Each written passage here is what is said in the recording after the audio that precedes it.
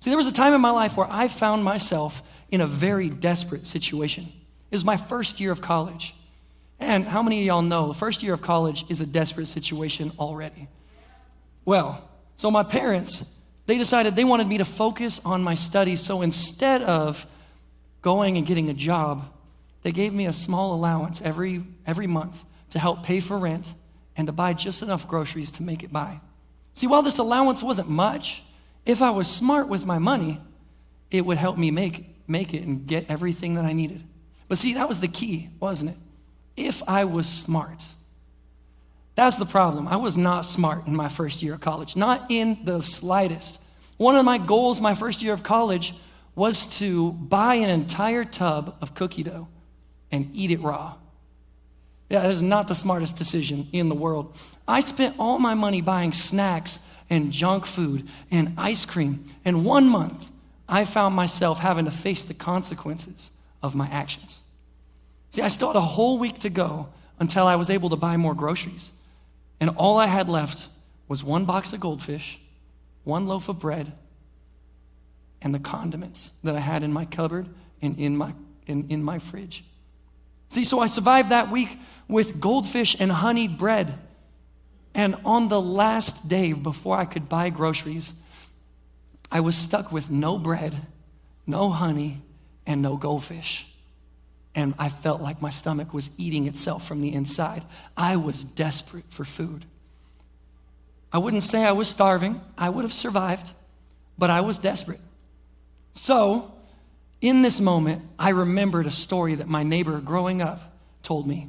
He told me about this time he was desperate for food, and I did what he said. I grabbed all the condiments from my fridge, the ketchup, the mustard, and the relish. I threw them all into a pot, and I boiled them with some water. That day, I made what I call condiment soup. See, when you are desperate and when you are really, really hungry, almost anything will taste good. Let's just say I was much, much better with my money after that day. I went and I bought groceries that would last a lot longer. But how about you? Have you ever been desperate for something? Maybe you're desperate right now. Maybe you came in here desperate about a circumstance in your life. See, maybe your income doesn't match your outflow and the bills are starting to pile up. Maybe all your friends are getting married and you haven't been on a date in months. Maybe your marriage is in trouble. Maybe you're desperate to escape some addiction. Or your kid or your grandkid is in deep trouble and somehow you have to find a way to save them. So you desperately want to see something, anything happen in your life. It's all that you can think about. If that's you, I want you to listen to this story today. It will apply to your life very well. See, my favorite character in the Old Testament is David. See, I'm fascinated with David's successes, his failures, his heartaches, his words. In fact, if you didn't know, my first name is David. I was named after him. So I have a very strong connection with the character of David in the Bible. So I want to tell you right from the start, there is no way all of my ideas are original. I listened to messages and series and read books about the story of David and the character and life of David. And if you would like to learn more about him and see some of those resources I used, it will be at the end of your notes. See, most people remember David as the guy who killed Goliath, slaying a giant, but David was no superhero. He was an ordinary guy who faced a lot of the same stresses and challenges that you and I face. And in this series today, and in this following weeks, we're going to learn about how David dealt with these situations and accompanying emotions. Before we start, let me give you some background. As a teenager, God told David that he was going to become king of Israel one day. But see, this is where this problem starts. It was one day. God never told him exactly when he would be king. This caused tension between the current king, Saul, and David because Saul had no intention of stepping down. In spite of that, David became really close friends with Saul's son, Jonathan. David killed Goliath. He won a great victory for the nation of Israel. And in a time that should have been full of celebration, it quickly turned to a time of stress and turmoil. Saul became jealous of the attention David was getting and decided to kill him. David went from being the king's top guy to his most hated enemy, and David had to run away from King Saul. David was under incredible stress and pressure in this time. He was anxious, he was frustrated, he was isolated, he was lonely, and in a very desperate situation. Probably a lot more desperate than just needing to eat condiment soup. See, David, instead of relying on God, decided in this moment to take things into his own hands. David, the guy who killed Goliath, David, the guy who was chosen, protected, elevated, and used by God, decided that God had let him down. So he came up with his own plan. When you hear the plan, you might start to think, this is stupid. David, why would you do this? Don't say that. Don't do that. See, but in hindsight, this is easy to see, but when you get into desperate situations, it is easy to make mistakes. In fact, before we get into the story, this is the first mistake that people make when they are desperate. Number one, they come up with a plan. It's not God's plan. It's their plan. See, all the emotions, all the loneliness, all the anxiety and fear and depression starts to lead them to say, I gotta do something. How many of y'all have ever been there? Desperate and just feeling like you need to do something. From the outside looking in, it is easy to recognize it as foolish, but when you are desperate, doing something feels like a better idea than patiently waiting on God, whom to you seems like he's not doing anything. We pick up this story in 1 Samuel chapter 21, verse 1. It says this, David went to Nob, to Ahimelech the priest. Ahimelech trembled when he met him. See, we're not exactly sure why Ahimelech trembled, but if I had to guess, I would probably say it was because he knew about the tension between David and King Saul. Ahimelech asked, why are you alone? Why is no one with you? See, David was always surrounded by soldiers and servants. He was supposed to be the next king. He was an elevated person in the king's court. So him being alone was weird. Ahimelech wondered, what's going on? Why are you alone? Where is everybody else? And what you would expect David's answer to be would be, things have gone horribly wrong between me and the king. I've been faithful. I've been loyal, and he's now trying to kill me. Can you help? That's what you would expect somebody to say in this situation. But instead, that's not what happened. David didn't know if he could trust Ahimelech.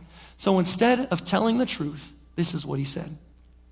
Verse 2, David answered Ahimelech the priest, the king charged me with a certain matter and said to me, no one is to know anything about your mission or instructions. As for my men, I have told them to meet me at a certain place. See, David wasn't on a mission for the king. He was running from the king. But David decided the truth here wouldn't work. So he made up a big, fantastic story. I'm on a secret mission for the king. I can't tell anyone about it. I'm not even supposed to tell you about it because it's so top secret. I'm not really alone either. I have a bunch of guys in hiding. They're going to meet me. See, here's the next point. Desperation leads to deception.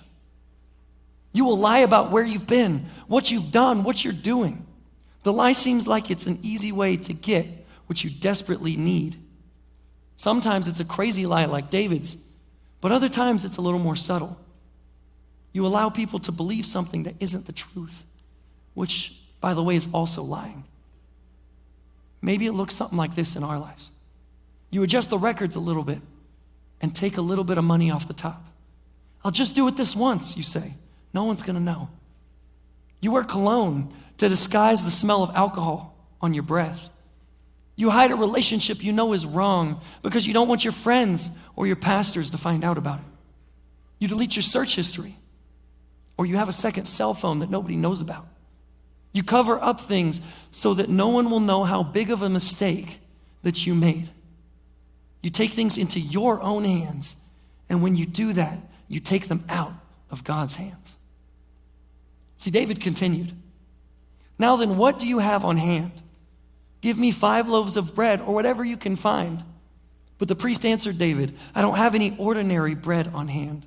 However, there is some consecrated bread here, provided that the men have kept themselves from women." David replied, "Indeed, women have been kept from us, as usual whenever I set out. The men's things are holy, even on missions that are not holy. How much more so today?" See, this wasn't any secret mission, and it definitely wasn't a holy secret mission. See, once you start telling a lie, it starts to grow. This is part of what happens when we start lying. You start creating details. Excuse me, sorry. You start creating details and excuses so that the original lie won't be discovered. That's part of the pattern. Verse 6 says this, "So the priest gave him some consecrated bread." This bread was something that nobody was supposed to eat. But out of fear, this priest fed the guy that King Saul was trying to kill. David shouldn't have taken it, but his desperation overwhelmed his integrity. David put his own needs over what he knew was right. Deception will erode your ideas of right and wrong. All of a sudden, God's rules no longer apply. It's another step in the pattern. Here's the point. You decide the rules don't apply to me. Maybe you're in financial trouble and you say to yourself, well, God's instructions regarding tithing and finances, they don't have to apply to me. I know what God said about this kind of relationship, but I'm exempt from that. It's okay because after all, we're going to get married. God knows how miserable my marriage is. God would want me to be happy. I deserve this. I know the Bible says it's a sin, but it makes me happy. After all, God knows my heart. See, while following your plan, you ignore God's rules, but still expect his blessings. Verse 7 goes on and says this.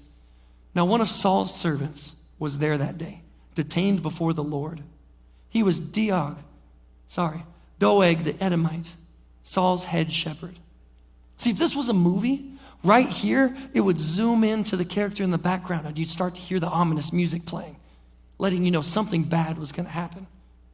David missed the fact that one of Saul's most trusted servants was standing right there, listening to everything. Doeg was someone that David should have recognized, but David went right on with his conversation. See, when you are desperate, you make dumb decisions. You're in survival mode. You're thinking about what you want and what you need without any regard to the consequences or getting caught. Again, from the outside looking in, it is so obvious. We want to yell, David, don't say that here. David, don't make this mistake. It's unbelievable the things that people will do when they're desperate. You might ignore the fact that you're an addict and decide to drink. You say to yourself, it's not going to have the same effect on me that the drugs did. Maybe you cheat on your wife with her best friend. You eat to cover up shame. You try to cover money you stole from a job. You go to a support group because you struggle with bad relationships. And you end up getting together with somebody you met there who struggles with the same thing. You keep doing what you know is wrong and hope that it will work out better this time. See, David asked Ahimelech, don't you have a spear or a sword here? I haven't brought a sword or any other weapon because the king's business was urgent. Pardon me. See, more lies get piled on. David's in a downward spiral here. David's life was being threatened and he ran off without a weapon. He realized, wait, I don't need food. I need a weapon. What was I thinking? It's another step in the pattern. You find yourself in a situation you never expected and you didn't prepare for. Desperation makes you realize that your plan wasn't actually a plan at all. You look around and you think to yourself, how did I get here? How did this happen to me? David asked, can I have a weapon, a sword or a spear? If I was Ahimelech in this moment, I would start to get suspicious. The last thing I heard was that he was on a secret mission from the king. And you don't have a weapon? You've come to the wrong place. I'm a priest. We don't have weapons. See, but Ahimelech actually did have one weapon. The priest replied, The sword of Goliath, the Philistine, whom you killed in the valley of Elah, is here. If you want it, take it. There is no sword here but that one. Guys, what a coincidence, right? The sword of Goliath, whom David himself killed when he was following God's plan and filled with God's power, was right there. David completely missed the significance of this moment. And instead he responded, there is none like it. Give it to me. As in the middle of the desperate, out of control, crazy plan that David had created, God gave David a chance to interrupt the pattern. The sword of Goliath was a powerful reminder of God's power, that he was greater than any overwhelming enemy. It was a reminder that when David was just a teenager, God used him to defeat an enemy that carried that sword. It was a reminder that even when you think that you are alone, even when nobody stands with you, you are not alone. I am with you. Thank you. Sorry, y'all.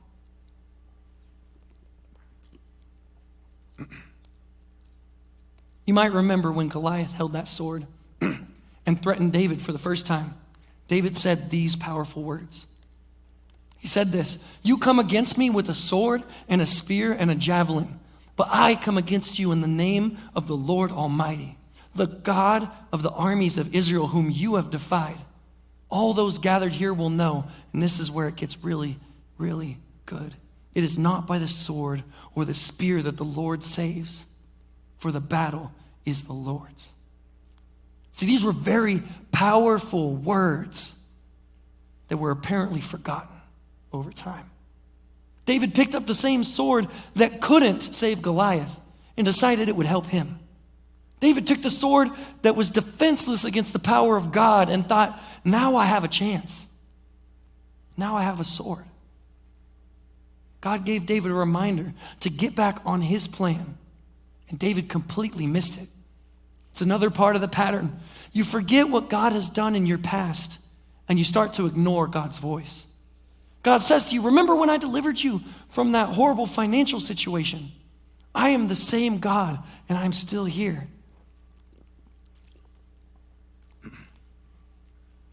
God might be saying, do you remember when I set you free from that addiction? I am still here. I can set you free again. Remember when I helped you escape that relationship?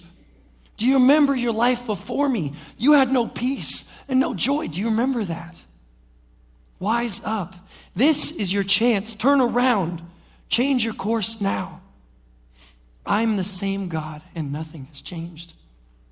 See, but sadly, David missed it in this moment.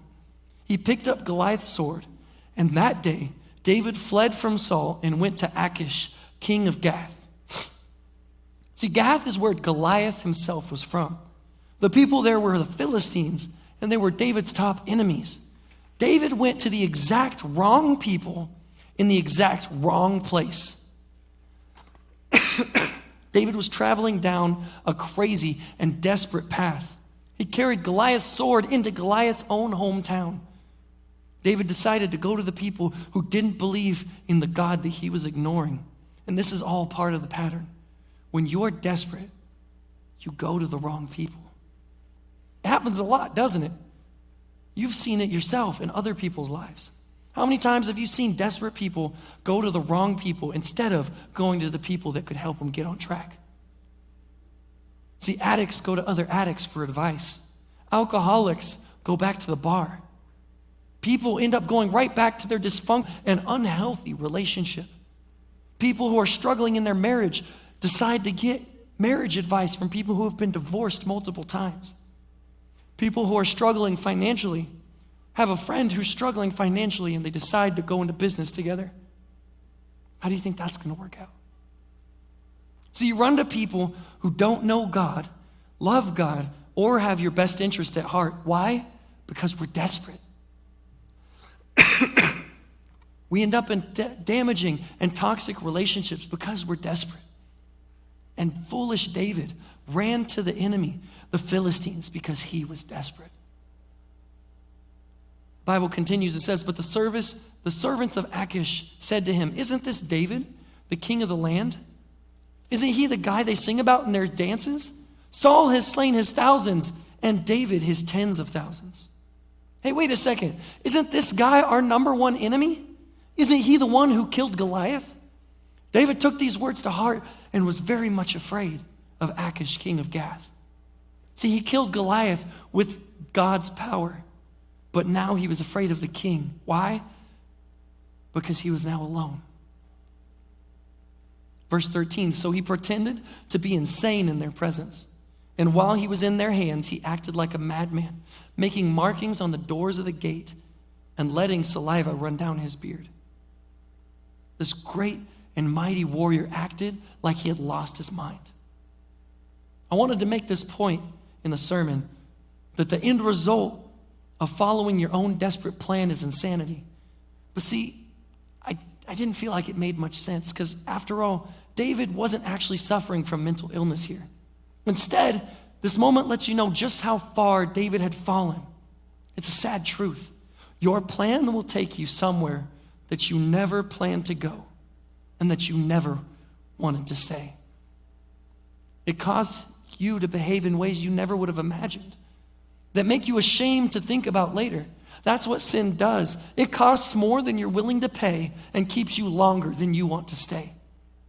Achish said to his servants, look at this man. He is insane. Why bring him to me? Am I so short of madmen that you have to bring this fellow here to carry on like this in front of me? Must this man come into my house? So we're going to shift the story here from David and his situation to Saul. Verse 16 goes and says this, Saul heard that David and his men had been discovered, and Saul, spear in hand, was seated under a tamarisk tree on the hill of Geba, with all his officials standing around him. Saul said to them, listen, men of Benjamin, will the son of Jesse, that's David, give you all the fields and vineyards? Will he make you commanders over thousands and over hundreds? Basically, he's asking a rhetorical question. Is he going to make you rich? Is David going to take care of you? Is he going to make you important? It says, is that why you've all conspired against me? No one tells me when my son makes a covenant with the son of Jesse. Now, none of you is concerned about me or tells me that my son has incited my servant to lie in wait as he does today. You didn't tell me about Jonathan. You didn't tell me about this. I want to kill David, and none of you are helping me for this. See, but Doeg the Edomite, who was standing with Saul's officials, said this, I saw the son of Jesse come to Ahimelech at Nob. Ahimelech inquired of the Lord for him. He also gave him provisions and the sword of Goliath the Philistine. See, obviously, David should not have talked in front of Doeg. What happens next is sad. Then the king sent for the priest of Ahimelech, son of Ahitub, and his father's whole family, who were priests at Nob, and they all came to the king. Saul said this, listen now, son of Ahitub. Yes, my lord, he answered. Saul said to him, why have you conspired against me? You and the son of Jesse, giving him bread and a sword and inquiring God for him, so that he has rebelled against me and lies in wait for me as he does today. Ahimelech answered to the king, who of all your servants is as loyal as David, the king's son-in-law, captain of your bodyguard, and highly respected in your household? Was that day the first time I inquired of God for him? Of course not. Let the king accuse your servant or any of his family, for your servant knows nothing at all about this whole affair. See, in this moment, it seems like Ahimelech is playing both sides. When he was with David, he acted like he was on David's side, giving him provisions and praying for him. But now that he's with Saul, he's acting like he's on Saul's side. I don't know what's going on. I thought he was your guy. You're mad at me? I don't know what you're talking about. But the king said this, you will surely die, Ahimelech, you and your father's whole family. Then the king ordered the guards at his side, turn and kill the priests of the Lord, because they too have sided with David. They knew he was fleeing, yet they did not tell me. But the king's officials were not willing to raise a hand to strike the priests of the Lord. See, back in those days, killing a priest was a major deal. People back then knew that you let God deal with God's men. Nobody moved And this made the king very mad. The king then ordered Doeg, you turn and strike the priests. So Doeg the Edomite turned and struck them down. That day he killed 85 men who wore the linen ephod. See, not just Ahimelech, but 85 priests were killed that day. It goes on further. He also put to the sword Nob, the entire town of priests, and all its men and women, its children and infants, and its cattle and donkeys and sheep.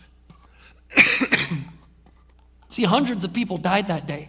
Priests, women, children, infants. The entire town was killed because of David's plan and David's deception. David had no clue this could happen. He didn't know that dads and moms and babies would be killed. An entire village was annihilated because of his crazy plan and his sin. I bet David would have never done it if he would have known the price.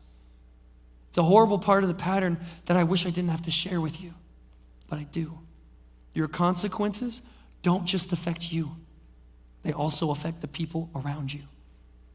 When you sin and take matters into your own hands and follow your own plan, you have no idea what the long-term effect on consequences will be. You don't know what it will cost, not only to you, but to the people around you as well. Families can be devastated. Your children can be horribly hurt. Your sin can affect their ability to have healthy relationships in the future, to love or be loved. People watching you decide that if that's how a Christian acts, I don't want to be a Christian. Even though you're not following God in that moment, they choose they don't want to follow God because of your actions. In fact, David's story indicates that people you don't even know could pay a price for your rebellion. Maybe it's the friend of a friend who hears your story. Or maybe it's one of your kids' friends who sees how your choices affect your family. See, there's no way to really know how your sin can cost people in your sphere of influence. But I guarantee you, if you could see the cost, you would never make the mistake. You get desperate because you think something isn't happening fast enough. So you ignore God's plan and come up with your own.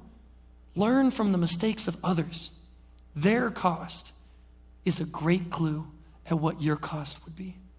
Let David's price serve as a warning. See, this is a sad story from one man following his own plan, instead of trusting and obeying God. But thank God that he gives second chances. Am I right? See, in the next 4 verses, you're going to see the beginning of David's road back. If you've been following your own plan here, and you're experiencing the consequences, then listen close. But Abiathar escaped and fled to join David. He told David that Saul had killed the priests of the Lord. Then David said to Abiathar, that day when Doeg the Edomite was there, I knew he was sure to tell Saul. You have to imagine, it's with tears running down his face that David said these next words. I am responsible for the death of your father's whole family. David didn't blame Doeg for the deaths. He didn't blame Saul. David owned it and took responsibility. That's the first step to breaking the pattern. Accept responsibility. Don't blame others. Don't make excuses for your actions, and don't try and cover it up. Don't add one more layer to the lie. Own it.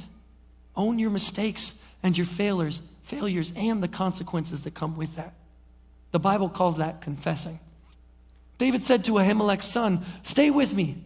Don't be afraid. The man who is seeking your life is seeking mine also. You will be safe with me. David took care of Ahimelech's son for the rest of his life. David couldn't erase the consequences of his mistakes, but what David did was he did what he could.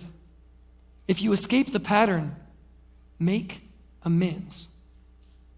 Make a list of the people you have harmed and do whatever you can to make it right. See, if you recognize some of these mistakes that we've mentioned in your life, break the pattern now. Stop it now. Some of you have experienced the same things, the same patterns over and over and over again in your life. Break the pattern. Learn the lesson. When you try to take things into your own hands, when you decide that your plan is better than waiting on God's plan, then it is so predictable what happens next. It's not just in David's life that you see this, but over and over as I talk to people, these same steps and these same mistakes are made. Break the pattern. I want to pray for you guys today. If you recognize that you're in one of these patterns, maybe you're currently in the middle of it, or maybe as you look back on your life, you see that over and over again, you've made the same mistakes in a similar sequence. Don't be like David and ignore a reminder from God. Break the pattern now. I'm going to pray for you guys. Father God, I thank you for the message that you've given us through the life of David, God. I pray that we would see David's mistakes, God. We would see the lies that he said and the way that he took the plans out of your hands and tried to make his own plan, God. God, I pray that we would learn from the mistakes of David and not have to pay the consequences for making the same mistake, God. I pray that today we would break the cycle, whatever cycle that is, God. And I pray for anyone who came into this building today, if they're going through a cycle of addiction or of bad choices or of taking the plans out of your hands and doing their own plans, God, then I pray right now that you would help us to break this cycle today, God. Help us to make a change. Help us to repent for the mistakes of the past, own up to our failures and the consequences, and to start living differently and to start living for you from this day forward. And God, as we make this decision, I pray that you would give us the peace and the strength to continue to walk in that decision in the next week, in the next month, through the next year, Lord God, and that we would never go back into these cycles that have held us for so long.